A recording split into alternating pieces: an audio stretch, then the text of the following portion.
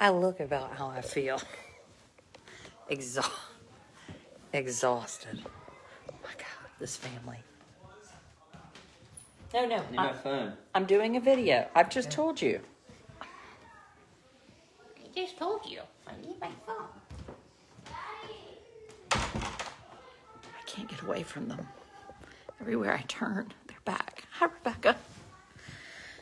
Oh, God. I've got on a real small shirt. So,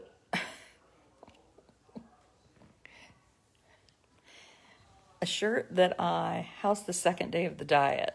And people are going to be like, I thought you was talking about autism. What is that? I just felt something sharp in my pants. It's a dog treat because we had soccer. We took the service dog. Pammy's on her break. Hi, Beth. So the diet is good. I've started this diet yesterday. I'm foul today, and I'm hungry. I'm hungry. Mm-hmm. Yes, I am. I'm hoping your day is okay. It's all things autism and fetal alcohol spectrum all over the place here, too. I mean, go to the conference room. This was my conference room, and then these people took it. They just throw pillows all over the floor. It's terrible. So I wrote this story today about a little boy in Garner with autism who was hit by a car. Oh, good. Okay, Valerie, you're safe. I don't want that porn star coming back on here. And,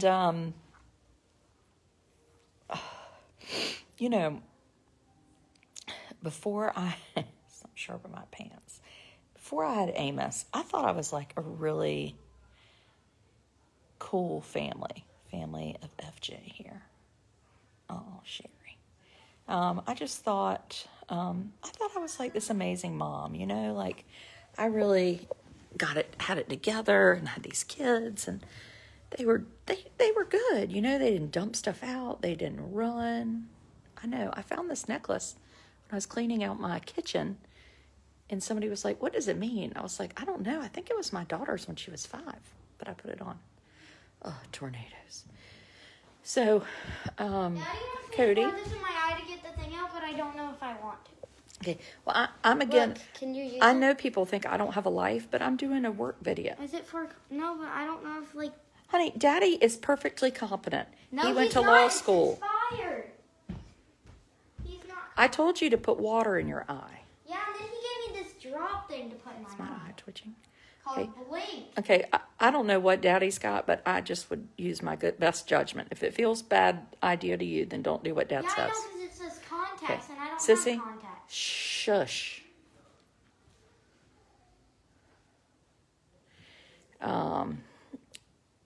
So this little fella got out of his house. Thank you, Valerie. This little fella got out of his house and was hit by a car. A man was coming back from church late, thought he hit something. I'm sure he just thought maybe it was something in the car, and it was late. And the next day they see this news and they're like, maybe it was me that did it. And so immediately my thought, thank you, Janie, sending stars to Blair. My thought is, oh, that poor mama, Honor, are you tired? The service dog is exhausted from soccer. We're going to talk about soccer after that. But, before Amos, I probably would have said something like, would you like, you want the dog treat that was in my pants and you're so good. Down, lay down. Oh, you're so, okay. Shake. Oh, you're so smart. Okay, you get the dog treat. Yes, you do, because you're a good girl. I'm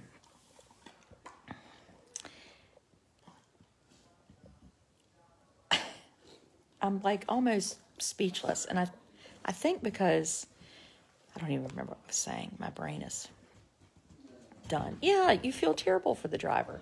So I think before you have a child with autism, you just have no idea what life is like on so many levels. And I say that with caution because I don't ever want it to seem like I'm complaining, like I don't love Amos. But I will tell you, it is a hard road. It is hard, but it's so awesome. I mean, even in the hard, it's awesome. I always say, you know, the best things in life are hard, right? So you climb Mount Everest. Not that I'm ever going to do that, but that can't be easy. Is it out? Parenting Blair is hard. Yeah, it looks like it's out. I think you're good. I think you're good. When I blink, it hurts. Okay, I can't take you to the hospital tonight. They don't have an eye doctor on duty. Let me do this video.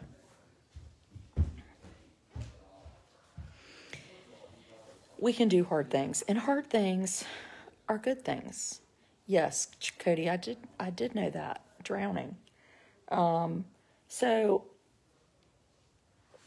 before Amos, I didn't know all this stuff. And so I'd like to think that, well, people weren't talking about it. Or was it that I wasn't listening? And I don't know. I think it's two things. But today when I wrote that story, all of these, mainly autism mothers, came out of the woodwork and they told their stories. And it was the same thing when I wrote about Amos taking Lexapro and Trazodone for sleeping, like medicine. Like, there are these conversations that we feel like we shouldn't talk about. And if you complain about your regular kids, nobody cares. I mean, they're like, yeah, my kids are terrible. But when you claim about your child with a disability, you feel like it's mean, and it's not. And if we don't tell those stories, we're not making the world better. So it's so important that we have these conversations that are super hard, so that other people do understand and aren't judgy. Because I'm sure I was a judgy McJudgerson before Amos. You know, my first thought with that was when Amos was 2 years old, we didn't know he had autism, and we were having people over for dinner, you know, back before COVID, when you had people come over and cook some hot dogs. And we have a fenced-in yard, and we had a locked gate. And I made sure the gate was locked all the time. But we had a lot of children over. Where we live, it's not just adults that get together. Like, if we invite somebody over, we have a family come over. So Amos was little, and on the trampoline, I was 3 feet away from him. And I kept looking and checking on him, and I started talking, probably fixed a drink. It had maybe been 4 minutes since I checked on him last. And I walk over around like this little corner of our house where the trampoline is, and he's gone. And the gate was open. And I yell for my husband, like, will you go check? You know, he's gone. And I ran through the house, out the front door, and, you know, was yelling Amos. And at this point, he didn't talk, nothing. And I see him. If y'all have ever seen where I like do little tours of my street, but I can hit a drugstore with a tennis ball. He has made it across at least two streets, maybe 3, but 2, and you could see him, and he had gone to Blunt's, our like pharmacy where he likes ice cream. And these 2 teenage girls found him, and they called the police. So it was really quick. They call the police, and as I see him with them, the police are driving up. And I'll never forget, these friends of ours drove by at the same time, and they weren't at our house, and they didn't have children yet. And I remember they just looked so horrified, like, what happened? And I felt the most immense guilt. I mean, it's stifling to feel that responsible for something that could have gone so bad, and yet for the grace of God it didn't. And I don't say that like, oh, God chooses to save some people, not others. I think we all live these amazing lives, and we get so many saves where, you know, maybe we had one glass too many to drink, or maybe we looked at our phone for a second, and everything goes fine, right? Nothing happens. And so sometimes bad things happen, and it's called an accident. It's an accident. That's why children drown. And yes, we can always do better and always do more, but at the end of the day, we are human beings. We're humans. We're humans. And somebody could say, well, why didn't you have the gate locked? Well, I had it locked. I thought it was locked. Or that mom, I'm sure she thought the door was locked. It's just, anyway. And then it happened again about 2 years ago. Somebody left our gate open. I think it was my husband. And Amos went to this party behind our house at the Arts Council and didn't cross any streets. But he went to a party with no pants on. And and a friend brought him home. I mean, I never did wonder what people thought at the party when this 5-year-old with no pants on showed up. But anyway, we try to be really careful. But right now, so he's upstairs, he's gotten his iPad, we had soccer, and I've got the back door open, the gates are closed, he's not downstairs. It just takes a second all the time. And when you have 4 kids, you just can't be perfect all the time. So we do the best we can. And we can always do better. But I just think it's so easy for somebody that doesn't know to say, why was he out at 11? Maybe one time a friend came over and left the door open. I don't know. I don't know his mom. But I just know that things happen. And there's not one person out there that can't tell me that there was one time they didn't look at their child for just a second, that something terrible could have happened. And it didn't. Anyway. Just really want to get that point across. Because it is something with autism, and I just don't think we talk about it. Now, my other story, my daughter was 3, and I took my eyes off of her for a second. Thought she'd headed down the boat ramp. She didn't, but I ran down that. Yeah, I remember Lisa and Blair. I was like, is she in the ocean? And she'd gone up to the house. You start talking to somebody. I mean, it's just so dangerous. Life is dangerous. And we need to learn from each other, but we also need to support each other. I can't imagine how she's feeling. And then to read things like that, it's like, we don't kick people when they're down. And I mean, I'm not always, totally the nicest person on the planet. I'm a little snarky, but I mean, you just can't do things like that. Look back at yourself and think, when did I get a save? When did I get a save? I can't even count all mine. Yeah, and it could happen with a child without autism. I mean, I have friends that have runners. I was always really proud that my kids weren't dumpers. Kids that would dump those toys out. I was like, these parents can't keep these children under control. Amos is like king of the dumpers and dumps Legos. I hate Legos. So tonight,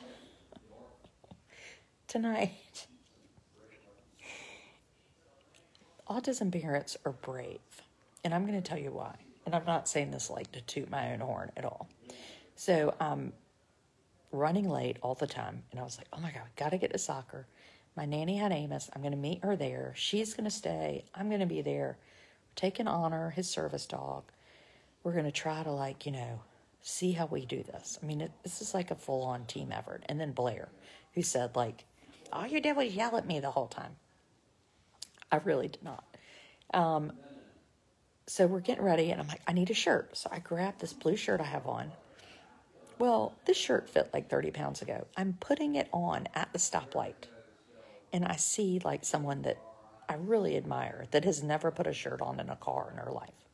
So then I'm like, oh, fuck, I can't worry about that. So I keep driving, go to the field. I have the dog, Amos, Mary, and Amos ping, takes off running. I think Mary was tired. We were both like, well, who's going to go get him? Well, the problem with chasing Amos is if you chase him, he will run. He loves to be chased. Tell MK we said hello. One of my supporters has been banned. It's very unfortunate because I had her moderating my Tails and Scales group. Oh, MK. He takes off. Well, he kicks the ball. Honor does well. We did pretty well. But to be totally honest with you, absolutely incredibly honest with you, there is nothing more vulnerable. Like today, I felt so vulnerable on that field. I was standing there trying to juggle a child and a dog and a little boy that doesn't necessarily want to be on the soccer field but has fun. And I'm telling myself, this is good for him. And success doesn't mean he's doing what everybody else is doing. Like, he kicked the ball a couple times. One time he even ran like he was going to kick the ball, but he didn't. He sat for a little while. Several children came up to him because he had honor and asked about, like, one little boy who's actually, his mom was Amos's OT, was like, she's working. She has on her vest. You could tell he had, like, been taught about service dogs. So it was really, I have to focus on all those things, because then on the other side, there was like one point where I was kind of standing over. Amos loves to fall down. And you know how you can feel like people watching you? And my nanny took pictures, and when I got home, I was looking at that picture, and it's like I always write stories from photos. So I see a photo, and the photo kind of sparks what I'm going to write about when it's stuff in my own life. And I saw that picture and just thought, that's how I felt. All these people are looking at us and watching us. And what are they thinking? And, that's the part, boy, talk about human. We worry what people think. And I don't feel like I worry about what people think. But in that moment, when you put yourself that vulnerable, you do worry what people think. But if you don't do it, people are never going to learn, And I was sitting there thinking, if I didn't write this blog, I would be a drunk. I would be a wreck, because there's always in my mind thinking, okay, I'm going to talk about this, or I'm going to write about this. And that helps me process how I'm feeling and thinking. So I would encourage any mom, like, you got to have a group. I have a supporter group. We talk about lots of things other than autism. We mainly laugh at inappropriate things. But you just have to have a soft place to fall. And I have that in my community. I have that. But at one point, Amos is running on the other field, and somebody's got a baby, and they, like, guard the baby like Amos is going to gobble them up. And it hurt my feelings. Like, all they did was stand between Amos and the baby. But in my mind, like, I was like, my Amos, and that's my problem. Why do these people talk so much in my house? I'm Mama Bear. It's hard not to be Mama Bear, Cody, there's no end to autism. I'm 44. I'm tired of my autism. Oh, Cody, but you're awesome. You're awesome, and you bring wonderful perspective to the table. And I'm so appreciative you're here, and you've been here on my blog for a long time. Rachel said, yeah, it's just, I don't know. I guess some people run, Rachel. Some people drink. I don't know. But yes, Big Thomas is loud. I know. He basically talks to hear himself talk. Yes, he does. And the doors in this house don't close because the house was built in 1760. I can't even close the door. I'm going to put this chair in front of it. Oh, look. There's my nativity set. My God, he's talking even louder. He's a lawyer. But, oh, come on, you come in. Yes, you can come in. Look, there's some ketchup somebody left on the table. Why do these people eat in my room? So anyway.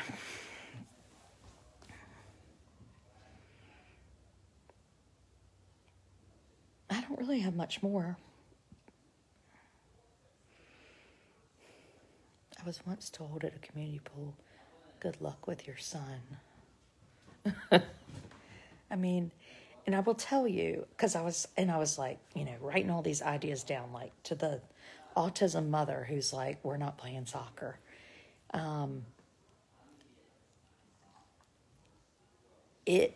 Going on that soccer field with him is it is so hard. It is so hard. It is so hard to put yourself in that position. I mean, I feel like you're like, Adrian, I want you to go out there and be butt naked. I mean, it is so hard, but it's so important. You know, I have to push myself to do things like that because I want our community to see Amos has a place here, you know, and he's not following all the rules. But he belongs. He belongs. And if parents like me don't push ourselves to do stuff like that, the world is never going to see him as belonging. It's really important for Amos, you know. Does Thomas ever take him? Thomas who? My husband? Thomas can't even take typically developing children to sports. I know, but you have muddy feet and you don't care. No, you don't. Yes, no, when I got home, Thomas was waiting and he was like, Arwen, I'm having a smoke and drinking tequila. Oh my God, you need to become a supporter. I've never had tequila. I said that the other day. No one believed me, but I really haven't. No, Thomas came home and took off his cleats, and Thomas can go, but it's really hard for him too. I mean, he had trouble when our other kids were at soccer and would like cry, and he would know it. But I mean, I think he would like give him a heart attack. The idea of Thomas taking Amos to soccer. I would actually really like that, and I'd like to just watch it from the car. We just signed my son up for T-ball, and I'm so nervous. I know exactly how you're feeling. Oh, Tiffany, thank you for telling me that. That makes me, like, not feel alone. Because, like, there was at one point in the game, a little boy who was, like, 4, because Amos is 7, and he's on the 4 to 6-year-old team. Honor, could you not sit on me? Honor, honey, what are you doing? Stop it. There. But he was sitting down on the ground, and I was like so tickled. He was sitting. I was like, look, there's someone else not doing the same what they're supposed to be doing. Look, never tequila. That's gonna start worrying. Oh, thank you, Carly. I just got these at the Eye Care Center in Edenton. I love them. I'm real into glasses. I just tend to lose them, just like I do my debit cards. You're so susceptible to people's opinions. Well, and Josie, I don't feel like I am. Like, I'm pretty tough. But I think when you're already feeling vulnerable and then any little thing happens, it's like I'm a wreck. Anyway. Look, never tequila. I'm headed to Edenton tomorrow. Yay, Cynthia. Maybe I'll get to see you. We have tried to have our daughter play t-ball for 4-year-olds. I thought it would be a great place to start. I was wrong. She was yelled at for running around. We scooped her up and went and got her ice cream. It was many years ago, but it made such an impact on me. Yeah, Jenna, there's 2 things. If we don't talk and share and let our community see what a diverse kid is like, then they don't know how to respond, just like the little boy who was killed by the car, right? So if I'm not willing to stand up and say, that could have been me, then people never learn. But then it's a lot of pressure on us to have to do the teaching because we're exhausted.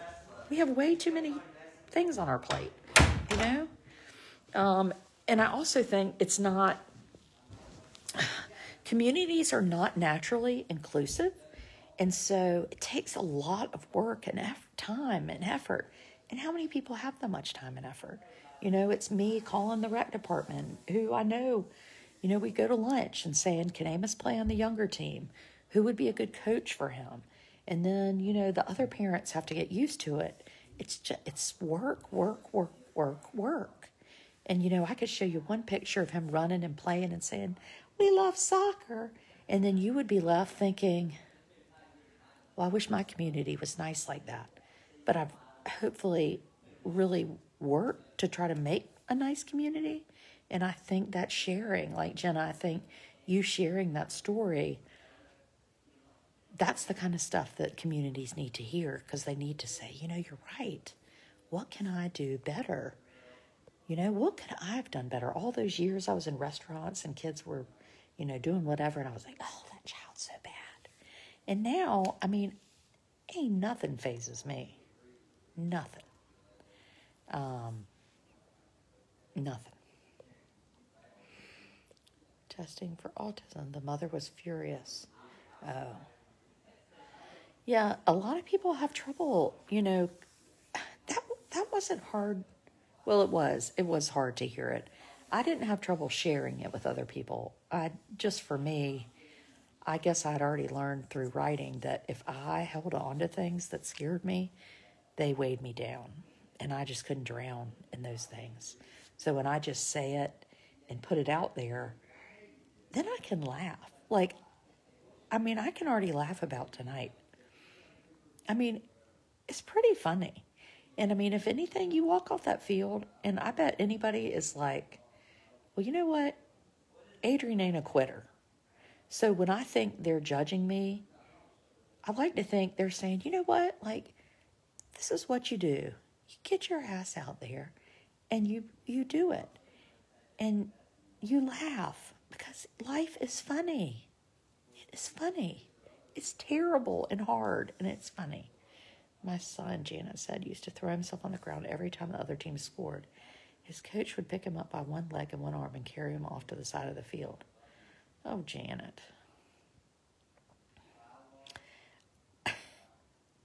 Our coach is a good friend who's spent a lot of time with Amos, and they're very flexible. But how long can flexibility go on? Can you play in a high school team and be like that? No.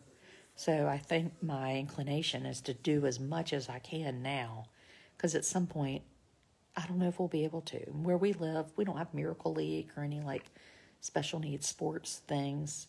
And it'd be great to have them, but then we'd have to start them, and I can't imagine the effort that would go into that, Just always teaching. Last year at soccer, or 2 years ago before COVID, we had a soccer tournament, and Amos he was almost 6, had learned to use the potty, which is a big deal for us because I was worried it might not ever happen. And the line was super long, and I went up to the front of the line and I said, he has autism. Can we please use the bathroom? He's just potty training. And it was freezing, and this woman was like, no. We all are in this line. Get in the back of the line. And this little girl in front of her said, you can get in front of me. Well, come to find out, we're standing there a minute, and the little girl turns to the woman and says, Mama, why were you so mean? And I was like, holy shit, we're doing better with our kids. Our kids are learning these things, It's just super important. We've always included all 3 of our autistic children in all of our outings. They learn by being out, and hopefully others learn a little too. Yeah, I think so, Teresa. Now, I will say, Amos doesn't always do everything we do. There's some things I don't take him to their soccer games. And I've heard from a lot of siblings that were raised with siblings with disabilities. And the overwhelming thing I've heard that made me stop and say, wow, I need to do something, is sometimes the typical siblings felt invisible and felt like they were always second. And so, again, that's been hard to really push myself to not include Amos in everything we do, because I want them to know they matter. So the other night I took Russell to his soccer game. Just he and I went. Big Thomas took 2 of them out to dinner. Our nanny had Amos.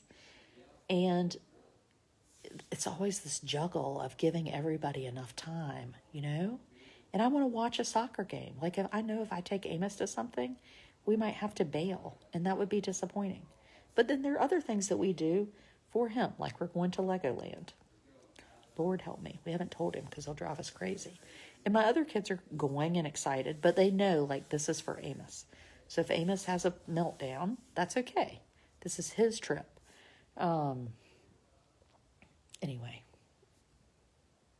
it's tough. Yeah, and then we have the service dog. who is like, you know, Amos is service dog, but holy cow, does she help me? Like at that soccer game, I just would say to him, pet Honor. And I'm saying to myself, pet your dog, you know, and your anxiety just goes down. It goes down. You need a break this weekend. So our nanny is taking Amos to the beach this weekend, and I'm staying home with my other 3 kids and husband. I don't know what we're going to do, but probably just rest a little bit. You know, we don't always get a lot of sleep around here. And, you know, again, it's just a line of trying to provide for everybody and take a break and recharge, you know. It's really important, and I worry about people that don't have that kind of support system because it helps so much. It sucks when your kid is the one causing discord and there's nothing you can do about it. Yeah, it does. Like there was a cooler with ice in it. He loves some ice, and he watches some Lego Ninja show. So then he's, you know, spitting ice. So there's some things that I'm like, I just don't care. You know, it's why my kids look terrible. Like, they used to dress nice. They don't. And I don't care. You could go to church barefooted, and I, honest to goodness, do not care. And I used to care. But now I just am like, I can't do all these things. I can't. If I spent all this time making sure people had clothes that looked nice and fit, I would never be able to do anything else. You know, we just have to pick our battles. My son, about 6 years old, was the goalie, and then he was gone. He went into the woods to pee. Maybe Amos could be. There was one year that Amos only stayed in the goal. He liked to basically try to tangle himself up in the net. But at least I wasn't chasing him. Last year I did take him. I mean, we do try to do stuff with him that I'm always, and I tell myself, like, it might not work. We took him to my son's middle school soccer game. We had been there. I talk about 1 second. I turned my head like this, and he was on the field hauling ass in a middle school soccer game. I had to sprint. Like, I always wear tennis shoes. I had to sprint to catch him. And fortunately, it was all our friends, and people were laughing. Like, I love laughing. What I don't like are these looks. You're doing good, Mama. Like, that makes me so mad. I can't take all that condescension. Because then it makes you feel like people feel bad for you. Like, don't feel bad for me. Just lift me up and support me. You know, just do that. My grandson has an autistic friend on his t-ball team. You know, I wonder if Amos would like t-ball. I just don't think he would, because he doesn't like sitting. Sitting is a little bit of a problem. A lot of the problem. Oh, yeah, 17 years ago. He never adapted to team sports, individual sports. No, I agree with you, Janet. I just like trying to get Amos out doing things, especially this year. He's in, you know, we're not doing inclusion. He's been in school all year. He doesn't wear a mask. So I want him to have access to, you know, these typical peers. And even tonight, the boys were running around the bench, and like he ran around with them one time. And I told myself that was worth it to come, you know? I just want him to have those experiences. And then someday those boys are going to be big boys, and they're going to remember Amos. And maybe they're going to have a son or a grandson or maybe a classmate. And they're going to say, yeah, you know, he has autism. It's okay. It's not bad. It's just different. It's just different. The extra effort matters more than you'll ever know. Thank you for saying that. I might need it on my shirt. Oh, God, I had this tight shirt on at the soccer game. The dog. And I'm on a diet. I'm starving. My head hurts because I hadn't had any sugar. Tumbling. Yes, I think tumbling wouldn't be bad. But we don't really have a tumbling class. unless we drive to it. Swimming is also good, except it gets ear infections. The greatest gift you can give him is inclusion. Oh, I love that, Laura. Emily's trying to convince me to drink tequila. Diversity, equity, and inclusion. Horses. Yes. So this summer we might try the horse thing. There's a riding program.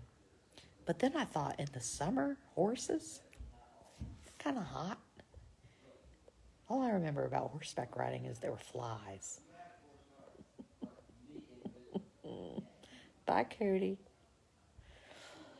I can't keep up with all y'all's comments. 5 feet at 8 3/4. She isn't riding a bike. Oh, I know. I can't even get, my mother was like, how about, I was like, I can't even get Amos to sit on a bike. It's tough. It is tough. When we got our diagnosis, we had trouble sharing. High functioning, so we have it a little easier. She's on the swim team. The coach is understanding. Yeah, Jennifer, and I think you bring up a good point. So if we don't share and tell, and I think it's really hard when you have a child that's pretty high functioning, like maybe you wouldn't know they had autism. There was just something a little bit different. And I think that's hard because you're just enough different that people might notice, but you might not feel comfortable sharing. But again, people should be kind no matter what, but they're not. And I've been there too. And so if we tell them like, hey, here's what we need, then I think they're like, oh, okay. Yeah. Like a coach, our coach is our good friend. And I said to him last week, Amos did not get out of my lap last week. Well, it was like -20. My husband said, I wouldn't go. It's too cold. And I was like, oh, it's fine. We're going.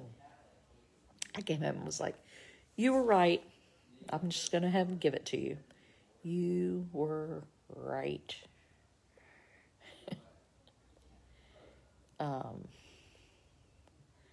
Cried on a virtual meeting with teachers today. Jenny, I have never had a meeting and not cried. Never. Oh, I hate that. I hate feeling like such a wimp. But it's hard. It is hard. I can't even read all y'all's messages.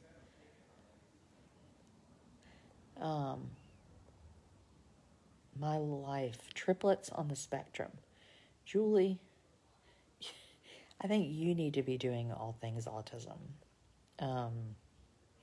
Freeing for a lot of parents. I hope so, Miriam. I hope so. I think my supporter page is just a place where people can share stuff. We hit lots of topics. On Sunday morning, we're doing this Tales thing, and we have a surrogate mom who's coming to talk about that. I mean, that's so random, but I was like, oh my gosh, I have a surrogate supporter. I want to know all about that. So it's just a place where you can talk and share, and anyway, I love it. I really need my people. I need to know that I have a safe place to fall.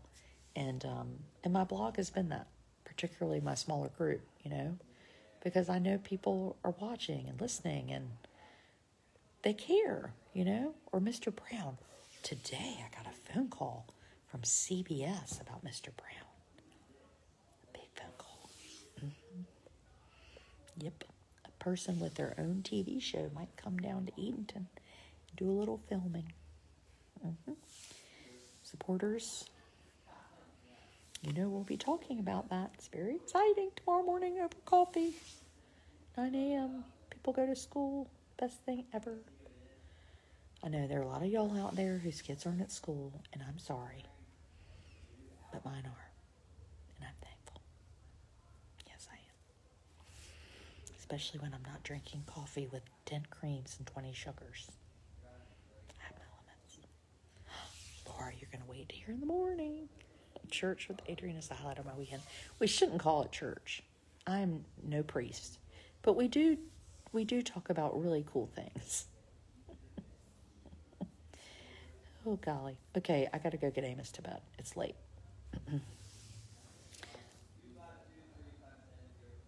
Love y'all.